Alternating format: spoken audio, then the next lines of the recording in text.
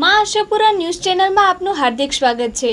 હું પડારિયા જોલી। જોઈએ આજના સ્થાનિક સમાચાર। ચંબલના બાગી સરદાર મલખાનસિંહ આજે ભુજમાં આવ્યા ત્યારે તેમણે મુલાકાત દરમિયાન અનેક મુદ્દાઓ પર પ્રભાવિત વિચારો રજૂ કર્યા।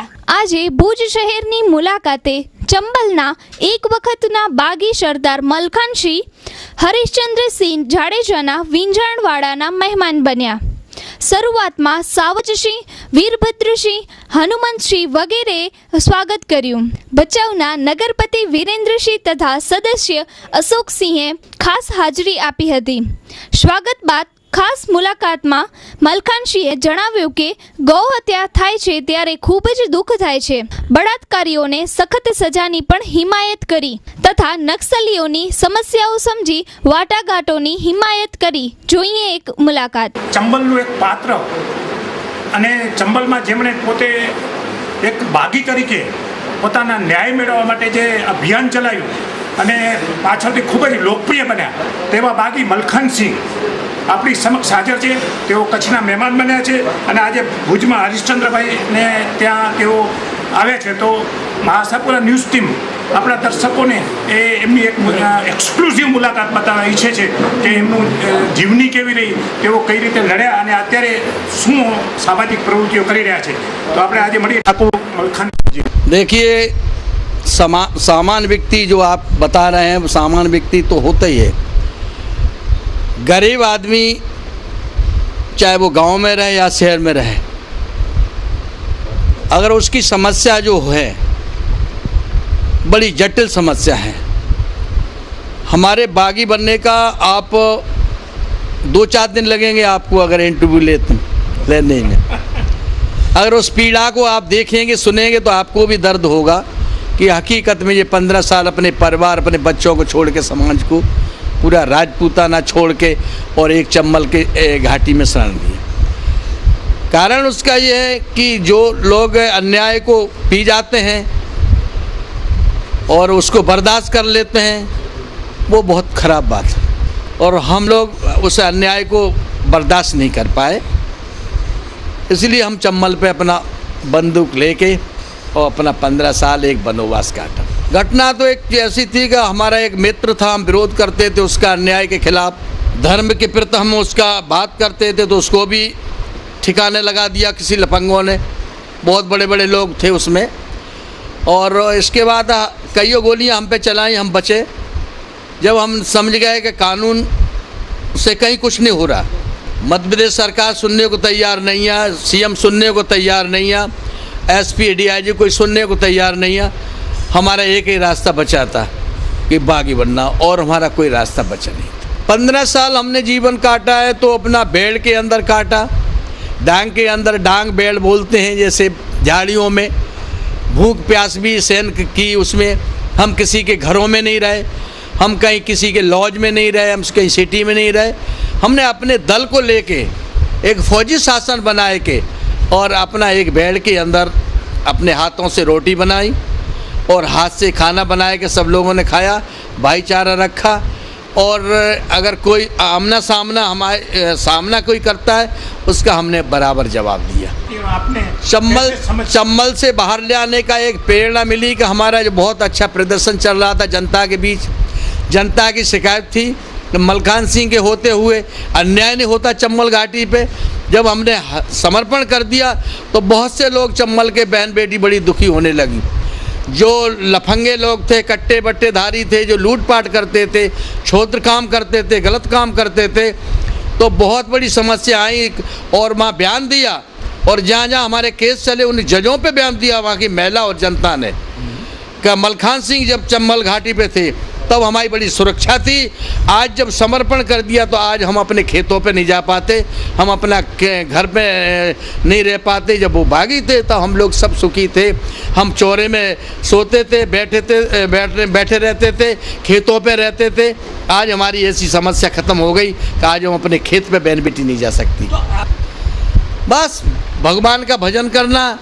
और आप एक बार हमारे एमपी में गए और देख आए, छोटी मोटी मेरी ज़मीन है और माँ एक कुआं का पानी अच्छा है, माँ मंदिर भी बना शिव जी का, पूजा करते हैं आराम से। चंबल पे कई मंदिर बने हैं बहन बेटियों की जहाँ बनी तो शादी भी बहुत कराई। तो कहना नहीं चाहिए किसी चीज़ को, और हमारी धार्मिक प्रकृति ये चल रही है। धर्म के प्रति हम अपने प्राण दे देंगे, आज भी मैं ये कहना चाहूँ। મિત્રો હવે જોઈએ સમાચાર વિગતવાર। એક સમયે ચંબલમાં આણ વર્તાવનાર ખૂંખાર ડાકુ સરદાર માલખાન સિંહે કચ્છની મુલાકાત લીધી છે। ઈસવીસન 1982માં સ્વેચ્છાએ શરણાગતિ સ્વીકારીને હાલ મધ્યપ્રદેશના ગ્વાલિયરમાં સ્થાયી થયા છે અને હવે માલખાન સિંહ સામાજિક સંગઠન, ગૌહત્યા અને બળાત્કાર વિરોધી ઝુંબેશ ચલાવી રહ્યા છે। જોઈએ કબીર ન્યૂઝની આ ખાસ રજૂઆતમાં ચંબલના સરદાર માલખાન સિંહ સાથે થયેલી ખાસ મુલાકાત। મિત્રો, આ છે ચંબલના સરદાર મલખાન સિંહ। તેઓ કચ્છની મુલાકાતે આવ્યા છે। કપાળ પર મોટું લાલ તિલક અને મોટી મૂછોવાળો ચહેરો ધરાવતા મલખાન સિંહ પર ખૂંખાર ડાકુ હોવાનો દાગ લાગી ગયો હતો, પણ તેઓ પોતાની જાતને ડાકુ નહીં પણ બાગી ગણાવી રહ્યા છે। એ જોઈએ તે પહેલાં તેઓ કચ્છની મુલાકાતે આવ્યા છે તેની વાત કરીએ। કચ્છના વાગડ વિસ્તારના ભચાઉ તથા કંથકોટ અને રવેચી માતાજીના દર્શનાર્થે તેઓ આવ્યા હતા। કંથકોટના કંથળનાથ મંદિરે માથું ટેકવીને બાદમાં રવેચી માતાજીના પણ તેમણે આશીર્વાદ લીધા હતા। આજે મલખાન સિંહે ભુજની મુલાકાત લીધી હતી। ભુજમાં ક્ષત્રિય સમાજના અગ્રણીઓએ તેમનું સ્વાગત કર્યું હતું। એક સમયે ચંબલમાં આણ વર્તાવનાર અને અનેક હત્યામાં જેના માથે સરકારે ઇનામ જાહેર કર્યું હતું તેવા સરદાર મલખાન સિંહે 17/6/1982માં સ્વેચ્છાએ શરણાગતિ સ્વીકારી હતી। આજની જ એ તારીખ હતી 1982ના વર્ષની। સાંભળીએ સરદાર મલસિંહે કબીર ન્યૂઝ સાથે કરેલી વાતચીત। जिला तो हमारा भिंड है, आज वर्तमान में ग्वालियर रह रहे हैं। 17/6/82 या 17 तारीख है। आज के दिन हमने माननीय अर्जुन सिंह के समक्ष समर्पण किया था, 1 से 10 लोगों ने। हमारे गांव में जो 100 बीघा जमीन थी मंदिर की, हमारी लड़ाई कोई वैसी नहीं थी, एक धर्म के प्रति।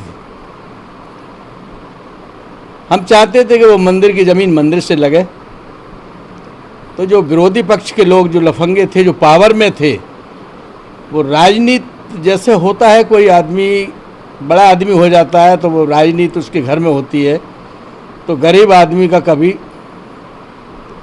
मतलब विरोध करना भी बड़ा मुश्किल हो जाता है। दूसरी बात, जब हमने उस अन्याय का विरोध किया तब वो ज़मीन फिर माननीय अर्जुन सिंह ने मंदिर की ज़मीन 100 बीघा राम जानकी के नाम से ट्रस्ट में लगा दी। कलेक्टर उसमें अध्यक्ष हैं, हम सदस्य हैं, और उसमें पूजा हो रही। तो मुझे जीवन में ये बड़ी खुशी है कि मैं 15 साल के जीवन में, बेड़ के जीवन में, अपना परिवार, अपने सारा समाज छोड़ के कांटे और पत्थर में अपना जीवन बिताया। ચંબલના આ સરદારે આજે પણ પોતાના હાથમાં બંદૂક ધારણ કરીને સામાજિક દૂષણો દૂર કરવા ઝુંબેશ ઉપાડી છે, જેમાં ગૌહત્યા રોકવા, બળાત્કારની ઘટનાઓ તેમજ નક્સલવાદને ડામવા માટે મલખાન સિંહે ઝુંબેશ ઉપાડી છે।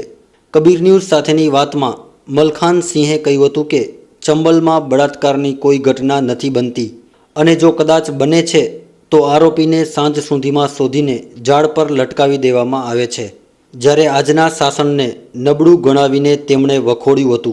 સાંભળીએ આ બાગી સરદારની વાત। अकेले अभी लक्ष्य मेरा पूरा नहीं हुआ। अन्याय को बढ़ते हुए आज मेरा जो 3 पॉइंट हैं, गौ हत्या, एक तो गौ हत्या बंद होना चाहिए पूरे देश के अंदर। दूसरी बात, बलात्कार की जो घटना हो रही है पूरे हिंदुस्तान देश के अंदर, जिससे बड़ी शर्म वाली बात है, हमने अपने 15 साल के जीवन में ये घटना कभी नहीं देखी, और न हमने कभी ये बलात्कार, यदि कोई एक साल के अंदर हमने कभी चंबल घाटी पे बलात्कार की घटना नहीं सुनी। यदि कहीं बाई चांस घटना होती थी तो हम उसको शाम को ढूंढ के पेड़ से लटका देते थे। आज शासन चुपचाप बैठा है। तीसरी घटना, इस देश के अंदर नक्सल जो पैदा हुआ है, इसकी वजह क्या है? लोग तो सोचते हैं कि नक्सल बड़ा खून खराबा कर रहा है। उनकी कोई वजह होगी, उनकी कोई मांग होगी, या तो गरीबों के प्रति लड़ रहे होंगे, कहीं तो वजह होगी। क्या शासन इसको समाप्त नहीं कर सकता? जैसे शासन अगर चाहे तो उनसे बात करे। खून खराबा बंद हो रहा है। एक तरफ बिहार में ट्रेन लूट रही है, एक तरफ मीटिंग चल रही बिहार में। ये देश की कानून देखिए आप। છત્તીસગઢમાં કોંગ્રેસના નેતાઓ પર થયેલા હુમલા અને બિહારમાં ટ્રેન પર થયેલા હુમલાને વખોડીને મલખાન સિંહે સાંપ્રત રાજનીતિને પણ વખોડી હતી। आज आपको देखिए छत्तीसगढ़ में जितने कांग्रेसी नेता है, हत्या हुई, कुछ वजह होगी। आज बिहार में ट्रेन, सैनिकों की मतलब राइफलें छीन ली और मीटिंगें चल रही देश के अंदर। तो ये किस तरह का प्रदर्शन होता रहेगा और कब तक ये प्रदर्शन इनका चलता रहेगा? क्या कोई राजनीति के लिए जो पैदा हुए हैं कि देश के खातिर में पैदा हुए हैं, देश की इज्जत बचाने के लिए पैदा हुए हैं कि देश की मतलब आबरू भी लुट रही है उसके लिए पैदा हुए हैं?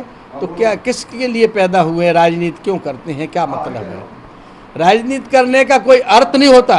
राजनीति, हम लोग राजनीति नहीं करते।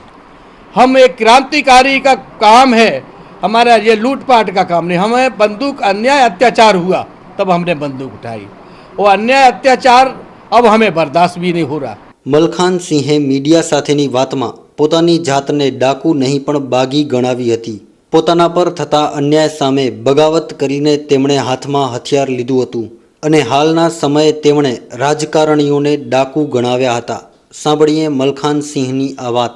हमने किसी की गलत कोई किसी की हत्या नहीं की। जो हमें खदेड़ा है, हमें जिसने परेशान किया है, हमने उसको ही परेशान किया है। बहरहाल हमने जनता के आदमी को कोई परेशान नहीं किया। शासन का हमने कोई नुकसान नहीं किया। हमने किसी को ट्रेन को नहीं रोका, हमने किसी को बहन को नहीं रोका, हमने किसी ऑफिस को नहीं जलाया, हमने कोई सरकारी काम को नुकसान नहीं दिया। मैं अपनी हक की लड़ाई लड़ते रहे चंबल घाटी पे, और हम हक की लड़ाई हम जब तक जिंदा रहेंगे तब तक हम लड़ते रहेंगे और तब तक मेरी ये समस्या जारी रहेगी। 3 पॉइंट पे तो मैं हमेशा आवाज़ उठाते रहेंगे। यदि नहीं है इसमें सुनाई होगी तो एक बहुत बड़ा हम प्रांत बाय प्रांत एक बड़ा प्रदर्शन करेंगे और आपका भी हम एक साथ मतलब पूरा सहयोग चाहेंगे। तो 500 के दशक से अगर कितने बागी रहे, डाकू पॉइंट नहीं, हमारा डाकुओं का पॉइंट नहीं, हम बागी हैं। डाकू वो हैं जो विधानसभा पार्लियामेंट में बैठते हैं, लूट करते हैं, बड़े बड़े रकम आए हैं, करोड़ों अरबों रुपए उन पर रोज पकड़े जाते हैं, जेल जाते हैं, तिहाड़ जेल काट रहे हैं, उनसे डाकू कहिए। डाकू नहीं हम लोग बगावत के खिलाफ, बदतमीजी करेगा, हमने बगावत के खिलाफ अपनी बंदूक उठाई। જોયું ને મિત્રો, ફિલ્મોમાં દર્શાવાતા ડાકુઓથી ચંબલના સરદાર મલખાન સિંહ કઈ રીતે જુદા પડે છે, અને ખરી રીતે તો ડાકુ એ છે જે વિધાનસભા અને સંસદમાં બેસીને કરોડો અબજો રૂપિયાનો ભ્રષ્ટાચાર આચરે છે। આપણે પણ જ્યારે ભ્રષ્ટાચારી નેતાઓને દેશવટો આપીશું ત્યારે જ આપણો દેશ ખરી રીતે આબાદ થશે। Bureau report, Kabir news, Bhuj. કચ્છના નવા વર્ષની શરૂઆત અષાઢી બીજથી થાય છે। અષાઢી બીજના કચ્છની પરંપરા અનુસાર આજે પણ કચ્છી માળુઓ ધામધૂમપૂર્વક નવા વર્ષની ઉજવણી કરે છે। પણ તે પહેલાં કચ્છી અષાઢી બીજની શરૂઆત કઈ રીતે થઈ તે જાણીએ।